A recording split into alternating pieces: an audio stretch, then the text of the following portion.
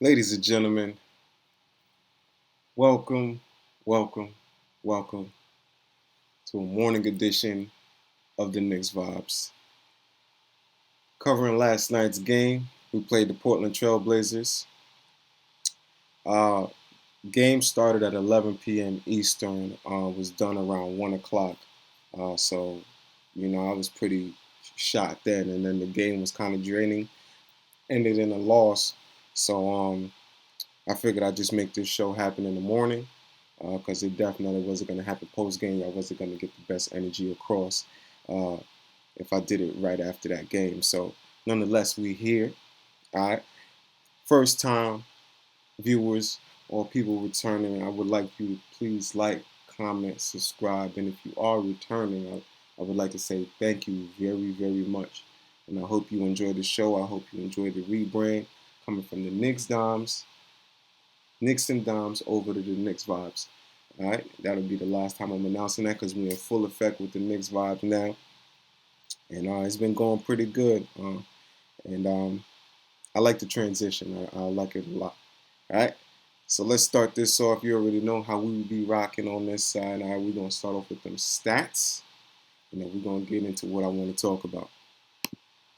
All right, starting off with the Knicks. Not too many sexy stats, all right? But we got Trevor Keels. We're going to start off with 3 for 10. Still struggling. I think he was, one for 9 the first game, and then 2 for 10, and now 3 for 10. 2 for 8 from the three-point line. 8 points, a -7 on the plus minus. So still struggling there. But you got to take into consideration the kid is only 18 years old. So Like I said before, he's going to be a project. Um, but we here for it. You know what I'm saying? It's not something, it's not like we needed somebody to plug in right away. Plus, he's a second rounder. He might have came out earlier than he needed to, especially from a great school like Duke. You could have been learning a lot more, but it is what it is. He made his decision. He's here now. Uh, got a two-way deal with the Knicks. He just signed that after I believe the first or second game. So we might be seeing him on the bench of the main roster. All right, but moving on, we got Farron Hunt, 12 points, 5 for 10, shooting 50%, 2 for 4 from deep. That's something that we like to see. Jericho Sims, 6 points, 11 rebounds, 4 assists, 3 blocks in 29 minutes. Shot 3 for 6, 50%. Quentin Grimes, 9 for 17, 24 points, delivered once more, 4 points, 4 rebounds, 4 assists. Uh, Miles McBride, 16 points, 6 for 15, shooting shot 40%. Uh, 4 assists, 3 steals, along with 1 rebound. G. Montero was staying aggressive, but he only hit, I believe, 1 3-pointer is what I saw. Uh, and along with a free throw, but he's not shy, by no means, and he seems to have everything very under control, So the stats aren't, great. He was 1 for 5, but it's just what you see as far as confidence coming across when he's playing the game. Uh, I like him a lot. I think he's more aggressive, and like I was saying before, he's more intentional on both sides of the ball compared to like the last time we seen Rokas Jokic play. So that'd be interesting. But I think he's good. They were saying that he was really, really good as far as that Dominican Republic showing when he was there, and when he went to the overtime. I don't know if it's a team or the basketball league or something like that. That's when his stock began to drop. But he was originally supposed to be a first round talent. They were saying so, and I could see that. He has that confidence. He has that little flair about him, and that energy. I like him. I really do like him. All right, Daquan Jeffries, 3 points, and then 2 for Michael Potter and Quentin Rose. So not too many sexy stats as far as the Knicks go. Seeing that we took an L and all that. But moving forward to the Trailblazers, Trendon Watford, 18 points, 11 for Keon Johnson, 10 for Brendan Williams, 6 for Kyle Alexander, Jabari Walker, who they were saying I believe is the son of Samaki Walker. I haven't heard that name in a long time. All right, 16 points for Jabari Walker. Craig Randall was hitting timely threes. Man, this dude had 4 threes in the whole game, and uh, if I do say so myself, it was very, very annoying because he just kept hitting those threes when they really, really needed it. But that's what you do for your team and all that stuff, and especially when you want like a spot on the roster and all that stuff. But we're gonna be moving on to the next one. All right, we here for our kids. That's pretty much the whole goal of a Knicks fan or the Knicks coaches and everything Knicks watching this summer league is here for our main guys, our main young core guys who's going to be getting these real rotation minutes. All right, so we're going to start off with Grimes and McBride. Grimes 24, 4 and 1, and 3 steals, 9 for 17, shot 53%. All right, it's all good there. Once again, he literally hit 24 points in every single game. Every game. All right. So that's cool. That consistency is pretty cool. He continues to lead us in scoring and things of that nature. But in the grand scheme of things, that's cool. All right, but he missed way too many free throws for me. If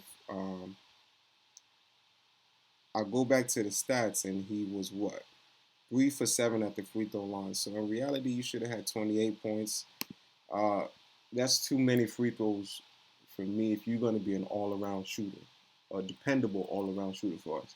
Because that doesn't just mean hitting the shots from the outside. He had 3 3-pointers, so that's good. Um, or mid-range or whatever the case, you got to hit them free throws. They free at the end of the day. And for you to be a shooter, that's something that you got to thrive on.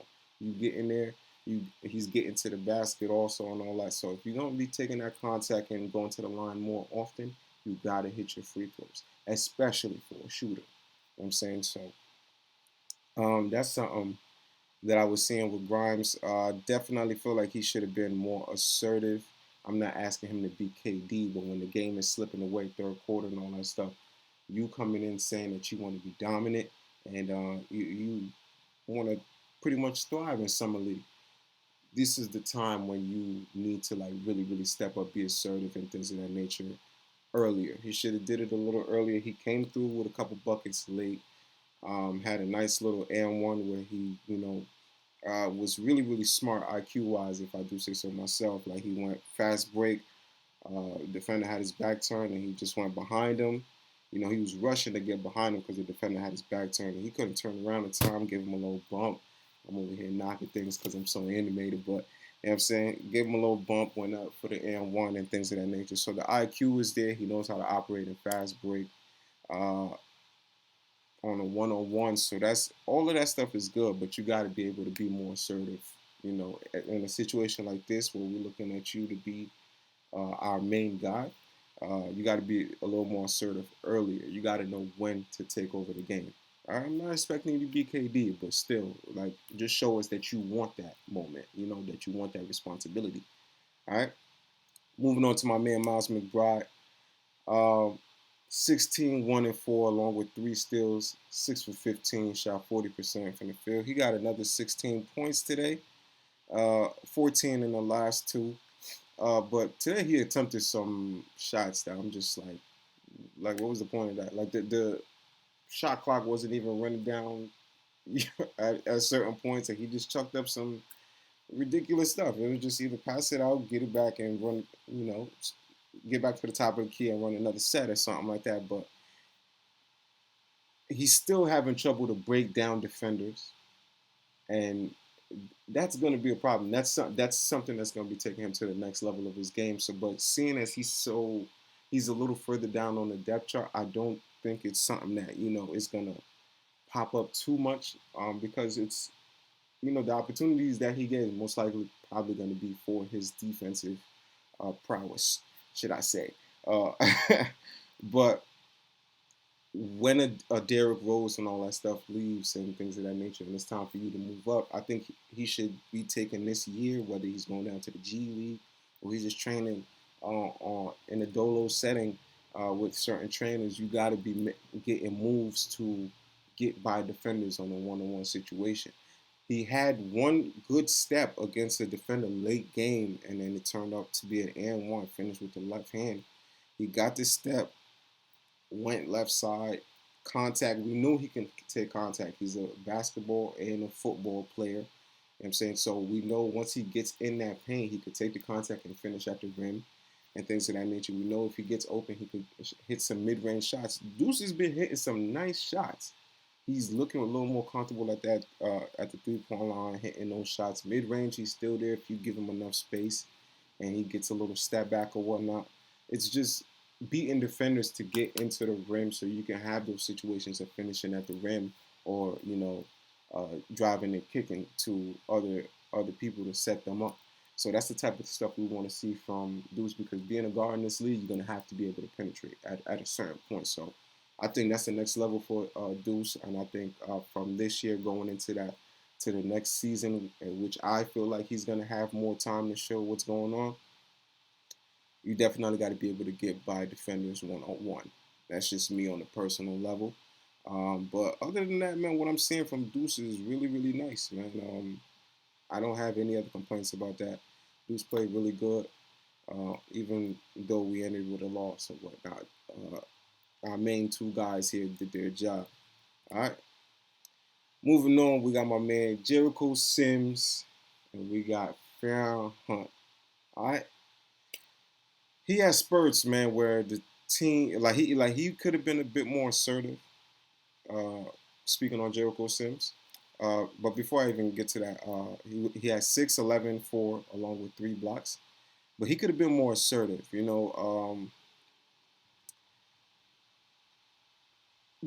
was real chill. The team didn't get him involved. The team didn't get him involved at a certain point, and it was because mainly, from my opinion, the zone kicked in because we was giving them that work. I and then the zone kicked in, and Jericho wasn't nowhere to really be found. So once that zone got into effect, we didn't think to get Jericho open on those cuts. You know what I'm saying? When somebody gets the ball in the middle, he could be cutting or anything of that nature. We did that maybe third quarters when he finally got the chance, and I think he had a couple consecutive buckets if I'm not mistaken. But that's the type of things we wanted to see from Jericho. He came out a little chill, but although he got his 11 rebounds, that's at the end of the day one of your main jobs. So he keeps getting double digits when it comes to those rebounds. But although he's not somebody who can, uh, where we have a full-on effect on the game because he's not one of these guards. I think he could have thrived at the top of the key and all that stuff. But once that zone went in effect, he can't dribble at the top of the key like he's been showing us these past two games.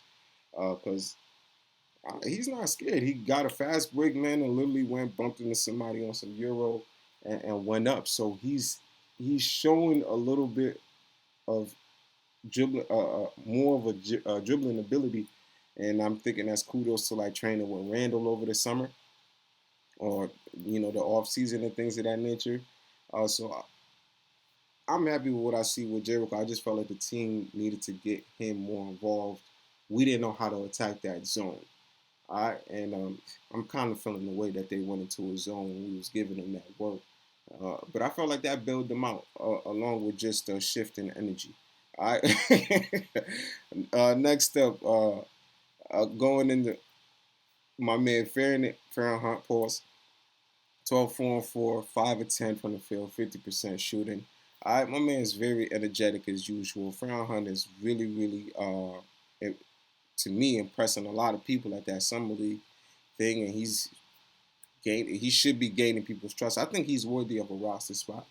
I know for sure he has a two-way, but I could definitely see him just chilling at the end of the bench for a lot of these games, and then once you're comfortable putting him in a late game situation, because I think he's up there. He's a little more polished than your typical two-way player and things of that nature. And I put him here with Sims because it's a situation where Sims was a late second rounder, and he got that definite contract. And I think Farrell could be amongst, uh, you know, that type of, you know, caliber of players because he's very, very energetic, man. And if he starts to hit that 3-point shot, he could be a legit 3-and-D guy in this league as long as that he continues to thrive on opportunities, especially once he makes that way up to the main roster. So I'm really happy with Farron Hunt, man. He's been developing nicely. Whatever they've been doing with him in the G League there on this past season has been, turning up great, and it's showing in the summer league. So shout out to Farron Hunt, man, and let's move on. All right, this game against the Blazers, they put it to us. The score 77-88. It's good to play against a team that was very, very defensive minded, had the same defensive intensity as we did throughout most of this summer league. Uh, for us, it showed. I would say first quarter. Our first quarter play is consistent uh, with the rest of the games that we played.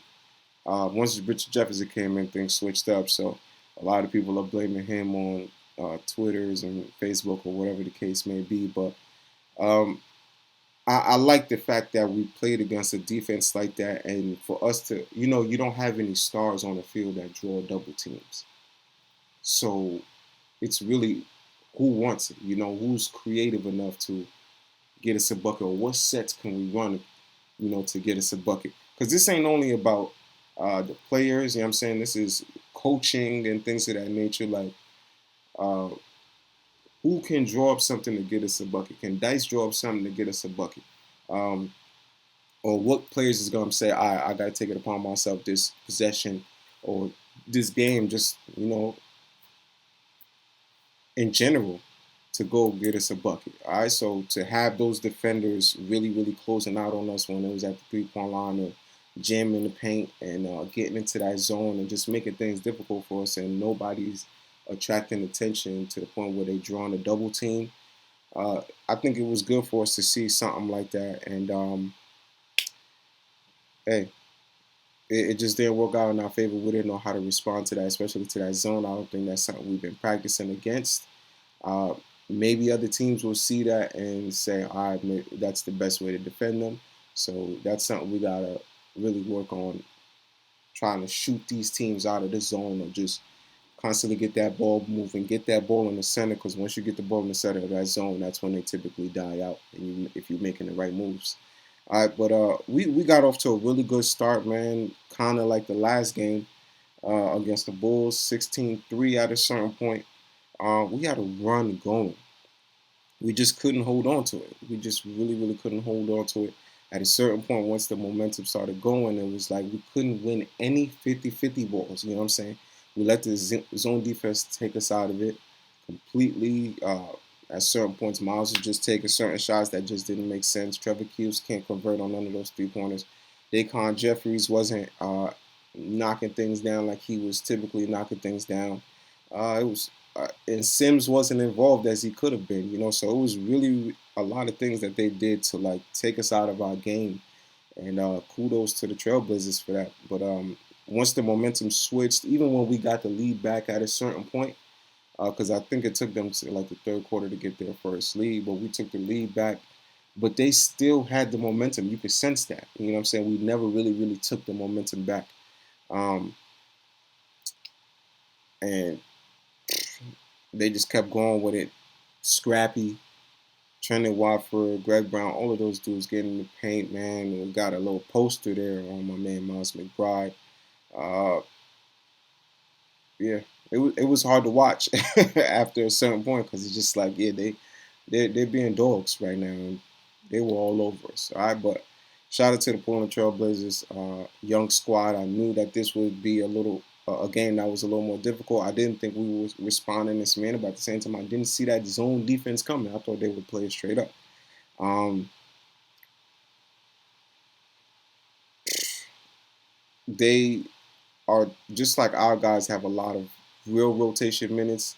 This past year with no Damian Lillard and their team being completely discombobulated, they got real rotation minutes, so they've been thrown into the fire, so to speak. Um, they rose to the occasion when it came to the summer league, so I felt like it was even keel. You know, these dudes, it's like real rotation minutes versus real rotation minutes, and they got scrappy on us. We didn't know how to respond. Uh, But I think we'll be ready next game. I'm hoping we'll be ready next game. And speaking of next game, we got the Orlando Magic.